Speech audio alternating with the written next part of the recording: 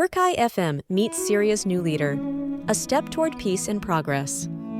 Imagine a world where years of conflict finally open the door to hope. That moment just happened in Damascus as Turkiye's foreign minister, Hakan Fidan, met Syria's new leader, Ahmed al-Sharaa. Could this diplomatic meeting rekindle stability, unity, and humanitarian recovery in Syria? Fidan's advocacy for lifting global sanctions sent ripples across the international stage. This pivotal meeting represents more than a handshake. It's a bold leap toward rebuilding a devastated nation, urging the world to rethink its role in Syria's future. Syria faces a unique crossroads under its new leadership. The call for global cooperation in lifting sanctions offers an opportunity for recovery. Rebuilding government institutions and fostering inclusion are at the forefront of this effort, aiming to create a Syria that works for all its people. Ahmed al-Sharaa, Syria's de facto leader, emphasized unity and long-term strategies.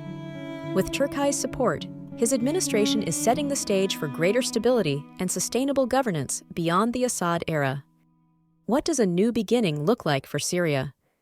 Drafting a fresh constitution is the first solid step. Both leaders prioritized inclusiveness, ensuring the voices of all ethnicities and minority groups are embedded in the country's framework to safeguard democracy and dignity. The Constitution's focus isn't just about laws, it's about ensuring fairness, justice, and respect for humanity. This foundational change aims to bring hope to millions of Syrians. Turkiye's role as a mediator is vital, but this isn't just a diplomatic gesture, it's tied to shared regional issues. Fidan raised concerns about Israel's actions and Kurdish armed groups, framing the importance of achieving balance. Cooperation among neighbors could stabilize the region, offering security and mutual strength instead of division. Turkiye's message was clear: Syria's success is key to a safer Middle East. The Syrian refugee crisis has weighed heavily on the world. Repatriation efforts need urgency and sensitivity, but sanctions have made rebuilding challenging for returnees. Fidan emphasized lifting sanctions to extend international support, making it safer for countless displaced families to rebuild their lives. Turkiye sees international collaboration as vital for this effort, bringing nations together for shared responsibility. This is a wake-up call for global powers to act. Economic sanctions have left Syria in ruins. Fidan's plea highlights how sanctions hurt ordinary citizens above all, preventing access to resources, jobs, and opportunities for growth. A lifting of global sanctions could pave the way for humanitarian recovery. For displaced families and local economies alike, this change could mark the beginning of a brighter future.